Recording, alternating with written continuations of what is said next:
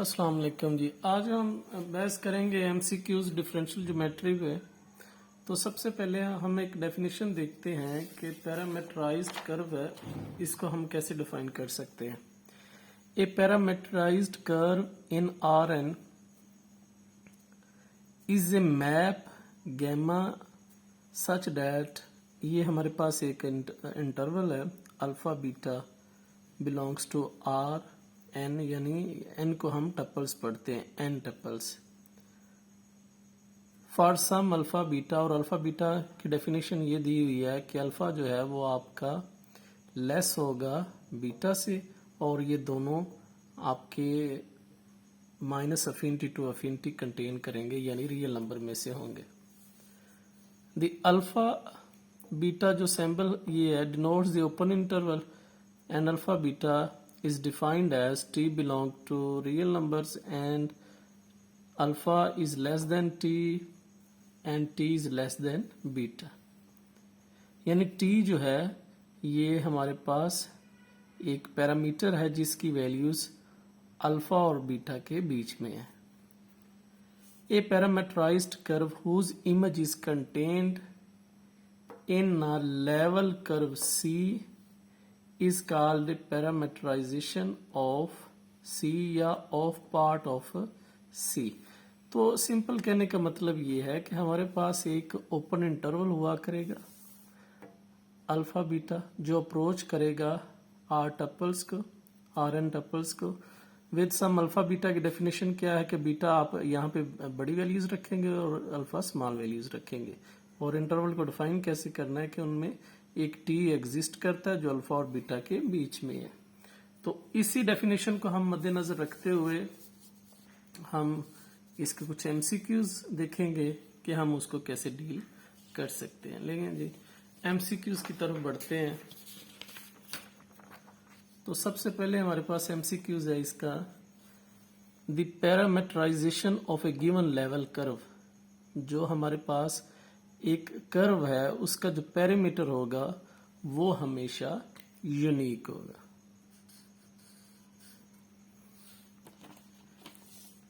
Parameterised curve of asteroid, और asteroid की parameterised curve आप लोगों ने याद रखनी है कि वो हमारे पास होती हैं cos cube T comma sine cube T. ये तो एस्ट्रॉयड की पैरामीटर इक्वेशंस है। और ये हमारे पास जो टी कॉमा टी स्केयर है ये हमारे पास आ गई हैं स्केयर वाली फॉर्म में, यानी ये पैराबोलिक है, यानी ये हमारे पास पैराबोला के लिए है पैरामेट्राइज्ड। और ये जो हमारे पास है गैमा 1 स्केयर गैमा 2 स्केयर ये हमारे पास सर्कल के लिए है, और ये हमारे पास एस्ट्रॉयड के लिए। तो ये याद रखिएगा कि पैरामेट्राइज्ड कर्व्स जो हैं एस्ट्रॉयड की वो ये हैं, पैराबोला की ये हैं, और इसी तरह सर्कल के लिए हमारे पास ये हैं।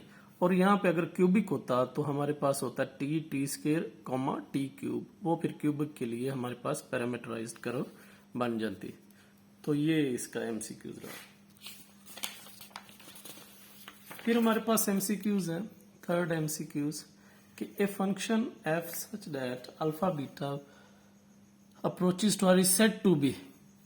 हम उसको क्या कहेंगे, स्मूथ कहेंगे कि नॉट स्मूथ कहेंगे, या शार्प कहेंगे, या इनमें से कोई भी नहीं। इफ द डेरिवेटिव्स, इस फंक्शन का अगर nth डेरिवेटिव एग्जिस्ट कर जाए for all n greater than equal to 1, यानी n के लिए 1 लगाएंगे फिर 2 लगाएंगे, सारे डेरिवेटिव एग्जिस्ट कर जाए, and for all t belong to alpha beta, और t का जो तल्लक है वो आपके ओपन इंटरवल अल्फा बीटा से है। तो ये हमारे पास याद रखिएगा, अगर किसी फंक्शन के डेरिवेटिव एग्जिस्ट कर जाएं तो हम उस फंक्शन को स्मूथ फंक्शन कहते हैं। किसी भी फंक्शन के अगर डेरिवेटिव एग्जिस्ट कर जाएं, जैसे कि उसने कहा nth डेरिवेटिव एग्जिस्ट कर रहे हैं, तो फिर ऐसे फंक्शन को हम स्मूथ फंक्शन कहते हैं। यानी if a function is differentiable then it is called smooth function. फिर हमारे पास ये है कि एमसीक्यूज नंबर 4 पे, if a vector valued function such as gamma t is equal to gamma 1t gamma 2t and so on gamma nt, then फिर कहता है इनमें से कौन सा सही है। तो ये फर्स्ट डेरिवेटिव लिया हुआ है d r over d t d gamma 2/dt, इसी तरह गैमा आर, इसी तरह डबल डेरिवेटिव इनका लिया हुआ है। तो ठीक है, सिंगल डेरिवेटिव भी सही है लिखा हुआ है, डबल भी सही लिखा हुआ है, तो इसका मतलब है बोथ ए एंड बी हमारा सही है। ये हमारे पास सही ऑप्शन है। अब हम चलेंगे एमसीक्यूज नंबर 5 पे, और वो हमारे पास ये है कि if gamma is a parameterized curve, अगर गैमा हमारे पास कोई पैरामीटराइज्ड कर्व है, its first derivative r dot t, उसका जो पहला डेरिवेटिव है, तो हम जानते हैं आर का डेरिवेटिव लेते हैं तो हमारे पास एक टेंजेंट वेक्टर बनता है, यानी D r over d T, ये हमारे पास एक नॉर्मल वेक्टर बन जाएगा, टेंजेंट वेक्टर बन जाएगा, d r over d t एक टेंजेंट वेक्टर। और इसी तरह 6 पे चले जाए, if the tangent vector of a parameterized curve is constant, अगर कहता है टेंजेंट कर्व जो है वो आपके पास कांस्टेंट है, तो फिर उसका इमेज क्या आएगा? तो जाहिर है एक स्ट्रेट जो टेंजेंट है वो एक लाइन है, तो अगर वो कांस्टेंट की इक्वल भी है तो फिर भी तो लाइन की कोई नहीं बनेगी, तो इसलिए हमारे पास ये इमेज उसका क्या आएगा, एक स्ट्रेट लाइन आएगी।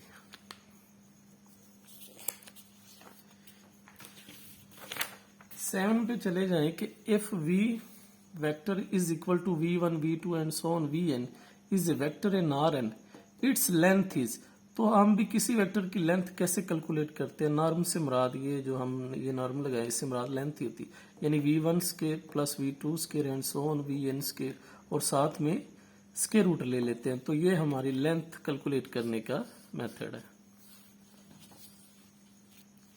उसके बाद हमारे पास है the arc length of a curve gamma starting at the point r t naught is a function s function of t given by s of t naught to t r derivative with respect to u du, और हमारे पास बाकी options ये हैं।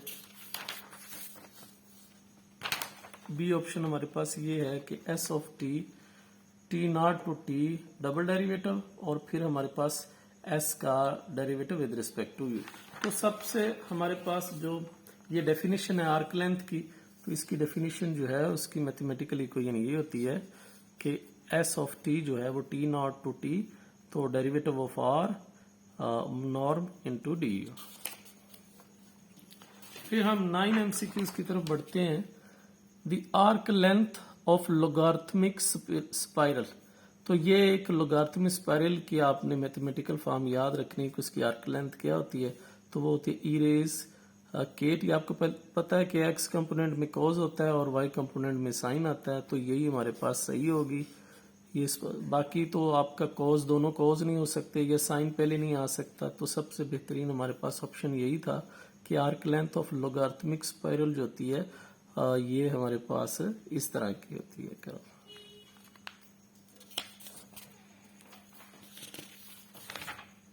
अब 10 MCQs हमारे पास ये रहा कि आर्क लेंथ जो है वो कंटिन्यूस होती है, डिफरेंशिएबल होती है कि ना डिफरेंशिएबल ना कंटिन्यूस। तो आर्क लेंथ का डेरिवेटिव हम ले रहे हैं, तो इसलिए वो हमारे पास क्या होगी, डिफरेंशिएबल होगी, और अगर डिफरेंशिएबल है तो वो लाजमी तौर पे कंटिन्यूस भी होगी। लेकिन कंटिन्यूस होने का ये मतलब नहीं है कि वो डिफरेंशिएबल भी हो, तो इसलिए अगर डिफरेंशिएबल लगा दिया है तो इसका मतलब ये है कि वो कंटिन्यूस भी है। फिर उसके बाद MCQs नंबर 11 पे चले जाएं कि n of t be a unit vector that is a smooth function of a parameter t। तो स्मूथ फंक्शन का मतलब आप समझते हैं कि उसका डेरिवेटिव लिया जा सकता है। देन द डॉट प्रोडक्ट, आप देखिए n of t जिसको उसने यूनिट वेक्टर कहा था, तो साथ में उसका डेरिवेटिव लिया हुआ है, यानी स्मूथ फंक्शन है तो हम उसका डेरिवेटिव भी ले सकते हैं। तो अगर आपके पास कोई वेक्टर पड़ा हो साथ में उसका डेरिवेटिव हो और उनके दरमियान रिलेशन जो है वो डॉट प्रोडक्ट का हो, तो कहता है वो किसके इक्वल आएगा? For all t such that n dot t, यानी n का जो डेरिवेटिव है इज 0 और perpendicular to n t for all t. तो जाहिर है अगर n डॉट टी जो है वो हमारे पास एन टी के परपेंडिकुलर है, तो वेक्टर और परपेंडिकुलर का जो डॉट प्रोडक्ट होता है वो 0 के इक्वल होता है। तो ये हमेशा याद रखिएगा, अगर कोई भी वेक्टर पड़ा हुआ है साथ में उसका डेरिवेटिव पड़ा हुआ है और उनके दरमियान रिलेशन जो है वो डॉट प्रोडक्ट का है, तो आंसर हमेशा ही 0 के इक्वल आएगा। अब हम 12 MCQs की तरफ बढ़ते हैं कि ए पैरामीटराइज्ड कर्व जो है ये फ्रॉम अल्फा कैप और बीटा कैप, ये r n is a reparameterization of a parameterized curve, और गैमा को डिफाइन कर रहा है कि अल्फा बीटा जो ओपन इंटरवल है वो अल्फा बीटा से r n, if there is a smooth bijective function phi, वो यहां से यहां तक है। तो फिर इनवर्स कहां से कहां तक होगा, तो आपको पता है कि जो इनवर्स है वो फिर उलट हो जाता है, यानी फिर वो अल्फा बीटा से अल्फा बीटा ये हमारे इस तरफ हो जाएगा। तो ये हम लिखेंगे अल्फा बीटा से अल्फा कैप और बीटा कैप इसकी तरफ चला जाएगा। तो हमारे पास बेस्ट ऑप्शन इसका ए ही है, यानी ये अगर इस तरफ जा रहा है यहां से तो इनवर्स उसका अल्फा बीटा से इस तरफ हो जाएगा। तो ये हमारे पास इसका MCQs नंबर 12 का था। अब MCQs 13 पे चले जाएं। Any reparameterization of a regular curve, regular curve के जो रीपैरामीटराइजेशन है वो हमारे पास क्या होगी, वो भी एक रेगुलर होगी।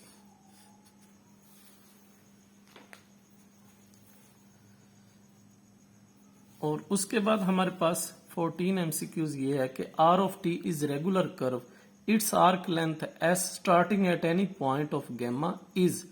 तो ये हमारे पास अगर रेगुलर कर्व है तो इसका मतलब हमारे पास देखें क्या है, शार्प है, स्मूथ है, नॉट कंटिन्यूस है, नॉन। तो अगर रेगुलर है तो वो ये हमारे पास थ्योरम की स्टेटमेंट है कि अगर रेगुलर कर्व है तो लाजमी तौर पे वो स्मूथ होगी, मतलब उसके डेरिवेटिव एग्जिस्ट करेंगे। और अगर हम डेरिवेटिव लें, फर्स्ट डेरिवेटिव लें किसी भी जो कर्व का, और वो उसका नॉर्म लेने पे यानी उसकी लेंथ जो है वो 0 ना आए, तो फिर हम कहते हैं वो कर्व हमारे पास क्या है, एक रेगुलर कर्व है। यानी कोई भी कर्व दी हुई है, आप उसका डेरिवेटिव लें और उसका नॉर्म लें, उसके डेरिवेटिव का नॉर्म लें और वो आंसर 0 ना आए, तो फिर हम कहते हैं वो एक रेगुलर कर्व। अब हमारे पास आ गया 15 MCQs। A parameterized curve has a unit speed, reparameterization if and only if it is. तो कहता है, ये भी एक थ्योरम की हमारे पास स्टेटमेंट है कि पैरामीटराइजेशन कर्व जो है वो has a unit speed, reparameterization if and only if it is regular. अगर वो रेगुलर है यानी उसके जो डेरिवेटिव है, कर्व का डेरिवेटिव है, उसका नॉर्म अगर आपका 0 नहीं है तो फिर हम कहते हैं वो हमारे पास रेगुलर कर्व है। तो पैरामीटराइजेशन यूनिट स्पीड कब रखती है, रीपैरामीटराइजेशन अगर वो रेगुलर हो। अगर रेगुलर होगी तो वो लाजमी तौर पे स्मूथ भी होगी। यानी अगर यहाँ पे देखें नॉट स्मूथ है ना, अगर स्मूथ आ जाता तो फिर रेगुलर भी होनी थी और स्मूथ भी होनी थी, दोनों ऑप्शन ही सही होने थे। अब 16 की तरफ बढ़ते हैं। The twisted cubic is space curve given by. अब क्यूबिक का मतलब आ गया कि क्यूब आप 3 को बोलते हैं, तीनों साइड्स जो हमारे पास हो, तो टी है टी स्क्वायर और टी क्यूब, यही हमारे पास क्यूबिक होता है, टी क्यूब तक जाए।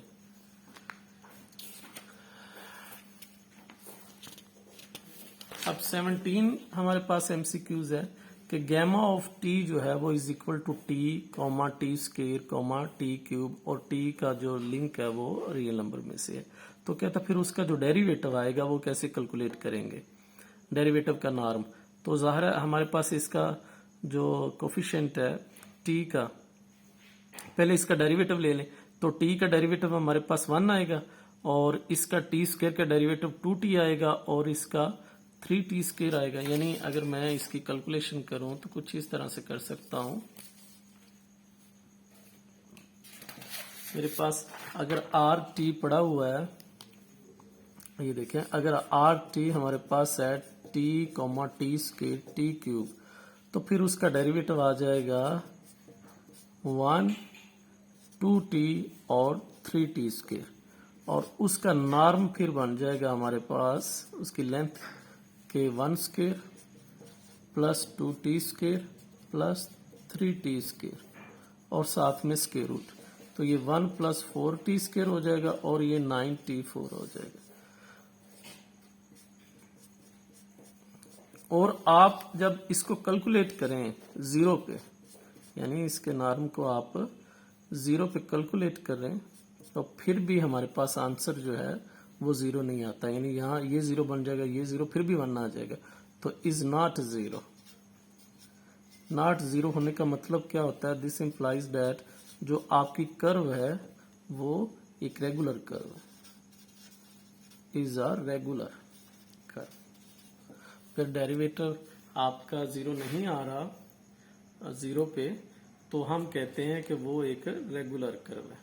बहरहाल तो हमारे पास हमने जो इसकी डेरिवेटिव की नॉर्म निकाली थी वो 1 + 4t² 9t4 आई है, तो ये हमारे पास ये ऑप्शन ही सबसे बेस्ट ऑप्शन है।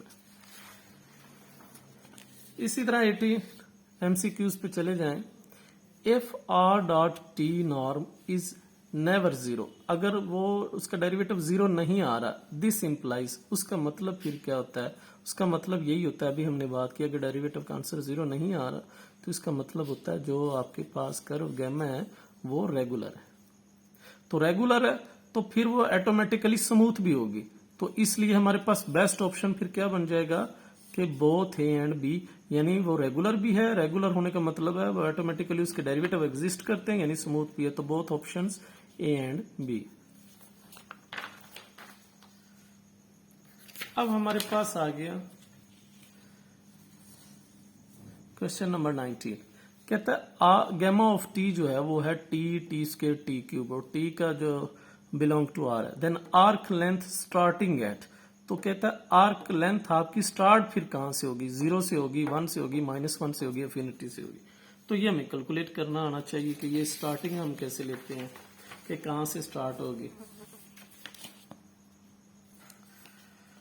अब हमारे पास जो कर्व है वो है t, t² और t³ और t का जो तलक है वो है हमारे पास r से।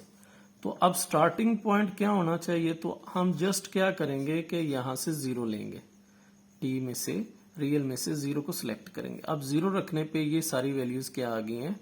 0 आ गई।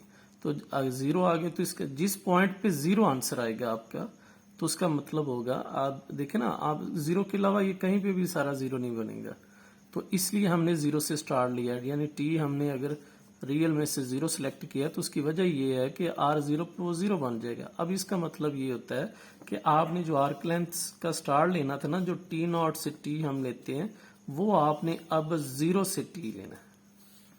तो हमारे पास जो स्टार्टिंग है आर्क लेंथ की वो 0 से होगी, तो ऐसे हम कैलकुलेट करते हैं।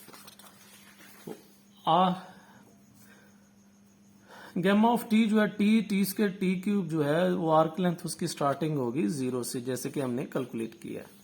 और उसके बाद आखिरी हमारे पास एक, आज के लेक्चर के लिए हमारे पास आखिरी MCQs ये है कि अगर गैमा टिल्डा जो है वो एक रीपैरामीटराइजेशन है ऑफ ए कर्व गैमा की, देन gamma is a reparameterization of, अगर ये उसकी रीपैरामीटराइजेशन है तो ये उसकी रीपैरामीटराइजेशन है, तो वो कहता है फिर आर की क्या होगी? आर की आर टिल्डा होगी। तो ये आर टिल्डा हमारे पास इसका आंसर आ गया। तो ये हमने सारा आज जो है सारी बहस की है पैरामीटराइज्ड कर्व पे, और उसके हम आपके सामने MCQs लेके आए। तो नेक्स्ट वीडियो में हम कुछ और रिजल्ट लेके आएंगे जो आपके जो एग्जाम MCQs हैं उसके लिए बड़े हेल्पफुल होंगे। होप सो आप लोगों को समझ आई होगी। फिर भी कोई बात हमसे पूछनी हो तो जरूर। आज के लिए इतना ही। अल्लाह हाफिज।